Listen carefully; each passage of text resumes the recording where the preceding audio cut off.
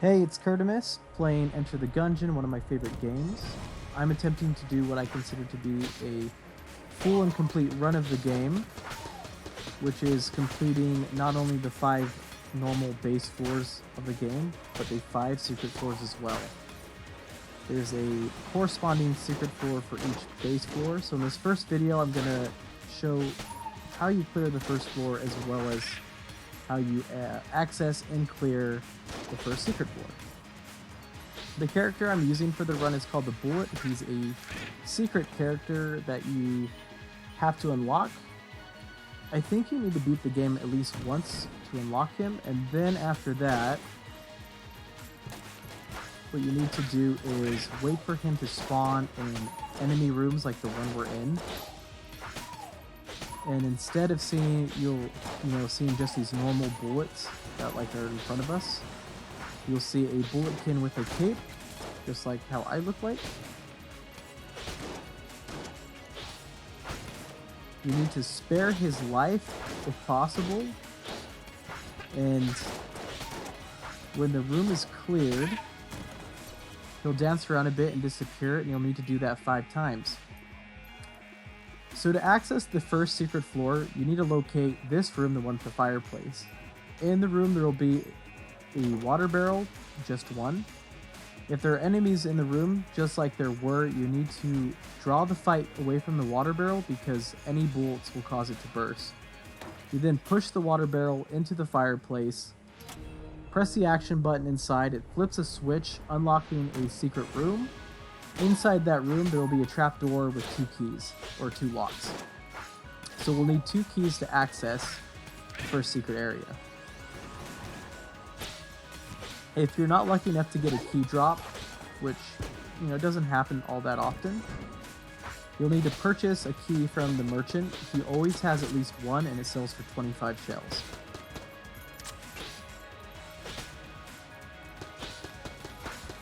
But hopefully we get a key drop, because if you don't get a key drop, then you can't open a chest on the first floor, which usually isn't too big of a deal because first floors chests are usually not rare, but there is always the chance that you get something pretty cool on the first floor that can help out your run immediately.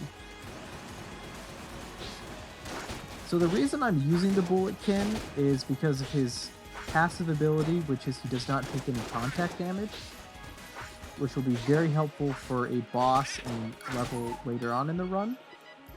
And also his starter weapon has great base damage. It's based off the Master Sword from Legend of Zelda.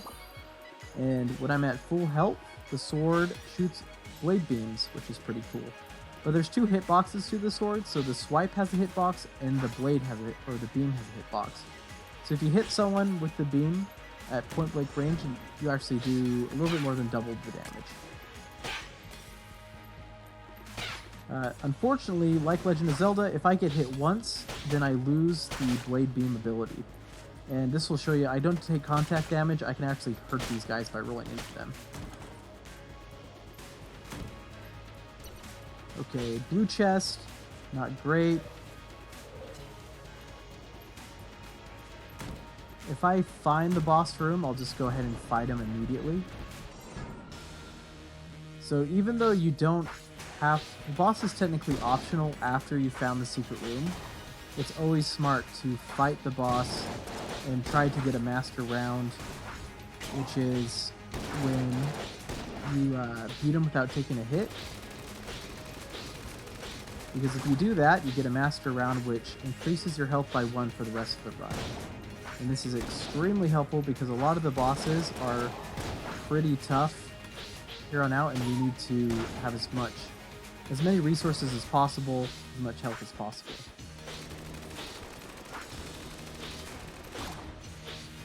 We got the Bullet King, which is one of the... the first round bosses aren't especially hard. The Gatling Gull's probably the toughest one, just because he can be a little erratic. The Bullet King, you just make sure you try to keep him in the middle of the arena, don't let him corner you, and you'll be fine. Okay, we got a Mimic. Always check to see if your these stands, altars, are mimics. Oh, he is giving me a new one. See, this is the problem. I'm gonna pick up that heart so I can use the blade beam, finally kill him. He had the scrambler, and since he's a mimic, he drops an extra item. He drops the lowercase r, which shoots words. And if we're lucky, we'll see some pretty cool synergies with it. So we'll get the master round. Health goes to 4. Let's keep clearing the rest of the chamber, though. I'm hoping we get a key drop, or else we'll need to buy a key from the merchant. He always has at least one for sale. We got a blank, which is absolutely completely useless at this point, because when you start a new round, you'll always be given at least 2 blanks. But if you have 1 blank, it's not like you start with 3, they don't stack. So I'll just have 2.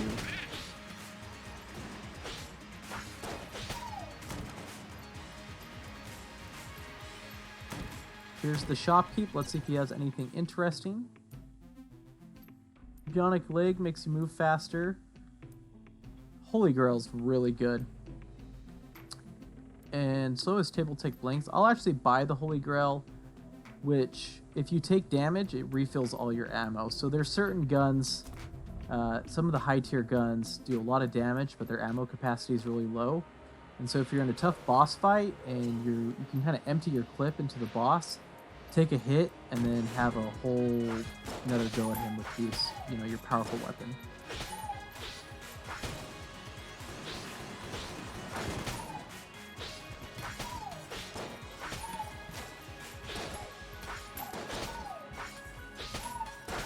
In addition to, oh great, we got a key.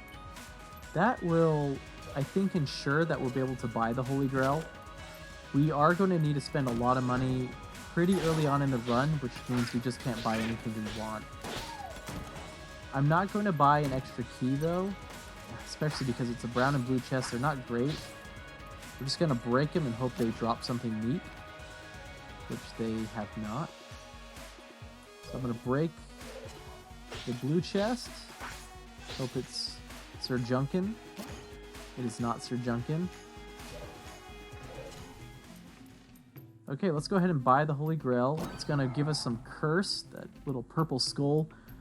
The higher your curse, the more mimics that appear, and the greater likelihood enemies will be jammed, which they'll appear red.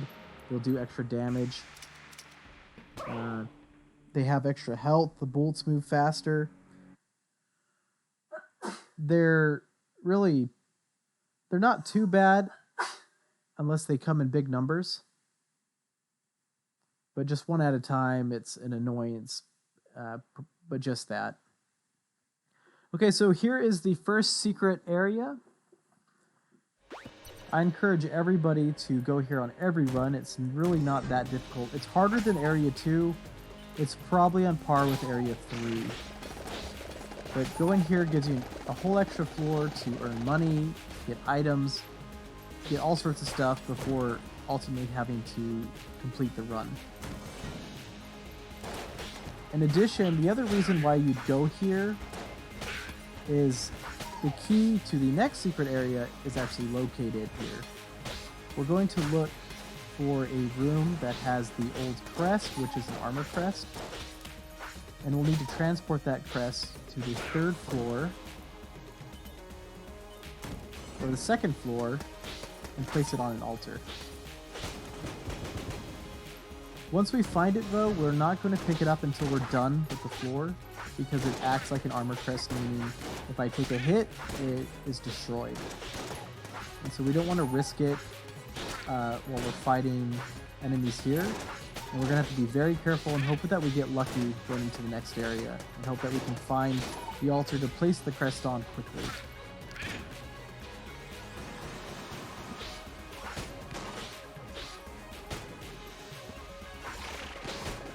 We also want to try to earn as much money as possible.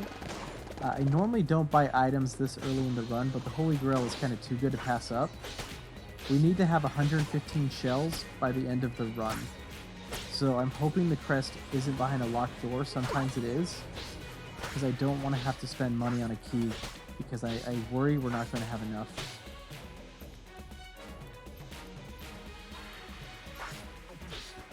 But killing big enemies like this guy certainly helps. Let's see, that was a pretty nasty room, and we only got 5 shells out of it. That's kind of disappointing.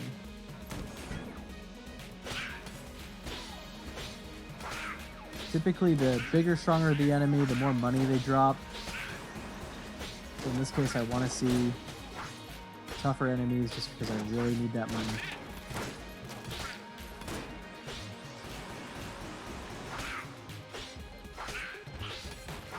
These little buggers throw up. They're immune to poison, so they can't poison themselves, but they can poison their friends, which is pretty funny.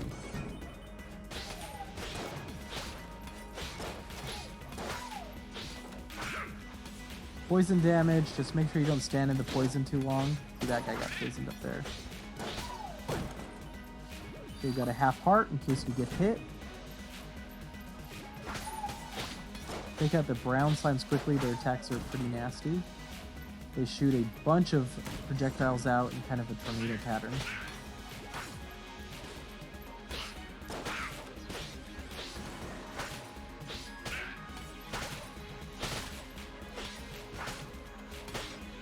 So you got a jam slime right there.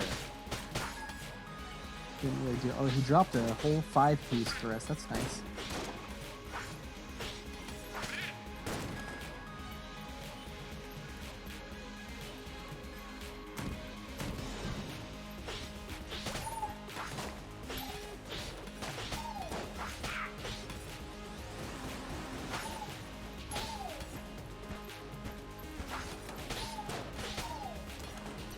Poor yellow bulletkin can't even afford to get poisoned, he'll just die. This is a level where the blasphemy sword's ability to wipe away bullets is really useful, because I don't have any room to really dive or dodge. Too many pits, but I can just kind of stand my ground with the sword and swipe away the enemy's attacks. Great, we got a key, which we really needed in case the altar is locked, or the crest is locked. This is a jammed guy shooting jammed bullets. I'm trying to kind of cheese him behind the wall.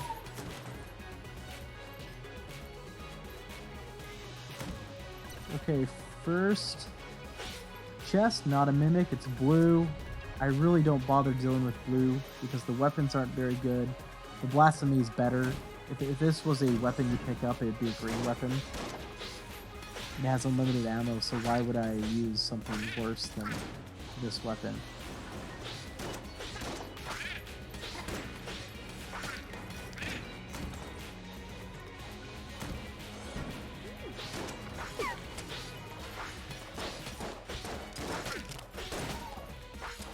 Okay, we're making decent money, so now my concerns about not having enough cash are gone, because we know we have at least the key for the altar, for the crest if needed.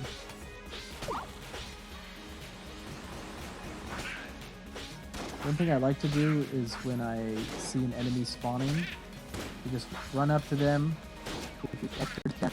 swipe, and the projectile.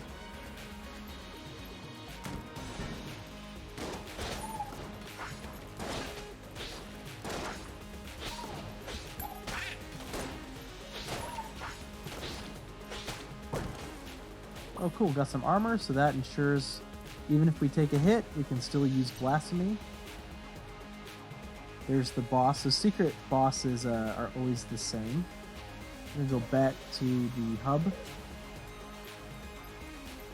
And there shouldn't be that many more rooms, just the shop. There's the crest. And this is very nice. This lady will suck your blood for money, and so as long as we have full health and we have some spare hearts, we can make probably like 40. Oh, this is bad. Oh, I got hit. Oh, there goes my shield. That room's so rough. I should have moved a lot sooner. you really need to move around that room quickly to avoid damage. Too many shotgun cannon. Okay, and we got a green. Let's go ahead and open the green. We got the Elder Blink. This is a really cool item. This is going to be very helpful for the run. It's a very cool item, but it does increase our curse, so now we're going to start seeing even more jammed enemies. And there's also the possibility of jammed bosses, and that really sucks. Okay, let's go ahead and fight the boss. I don't have... oh yeah, I forgot. I do have 2 guns. I'm going to use the Blasphemy, though. I'll swap out in case I get hit. Since I know this is a gun, and it's a blue rarity, I'm just going to break the chest, because I don't care. And I'd rather have the 2% chance at Sir Junkin, or 1% chance, whatever it is, than the 100% chance of having a gun that I probably will never use. Okay, Blobulord is the first secret boss. He is pretty easy. He has a decent health pool. He only has a few different attacks. I like to just get up in his face when he does that and hit him. While I want to avoid taking damage, it's not a huge deal if I get hit, just because he, or him as well as all secret bosses don't drop master rounds for beating them without getting hit. So outside of the necessity of healing, no real reason to try to not get hit. This attack, even if you don't have the sword, pretty easy to draw or to dodge. Oh yeah, and I'll show off my item, the Elder Blink. It is just a reusable blink, which is really cool. So if he starts shooting some crazy at me, I'll just blink it like this. It's just gone. And how active weapons typically work is they refill based on damage. So I see I'm already halfway there. So what that means is if you have a weapon that does a ton of damage, like typically these high tier weapons, you can blink, fire your rounds into the guy, and almost have it ready for use within seconds. There's also an item called the Full Metal Jacket, which makes it so you automatically use a blink if you're about to get hit. It's almost like using the blinks as armor. And what's really cool about that is it synergizes with this Elder Blink really well. So if the Elder Blink is ever able to be used, it'll automatically take the hit for you. It makes it so you're nearly impossible to kill. Okay, we got a heart, which normally I wouldn't care. Ooh, this got some synergy. The synergy's with the Elder Boy. What is this? It shoots out like a red pot. I think this is also a Legend of Zelda reference, as you can see like rupees pop out. Synergies are really cool. How they work is if you get 2 items, there's a chance that a new effect will be added to one or both items.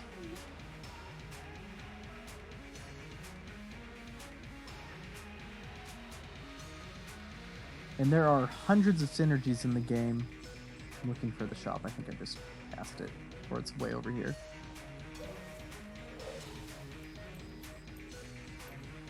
So we're going to let her bite us 3 times. Going to pay us 24 for each. You don't carry over spare hearts between rounds. So there's no reason not to just get as much money as possible.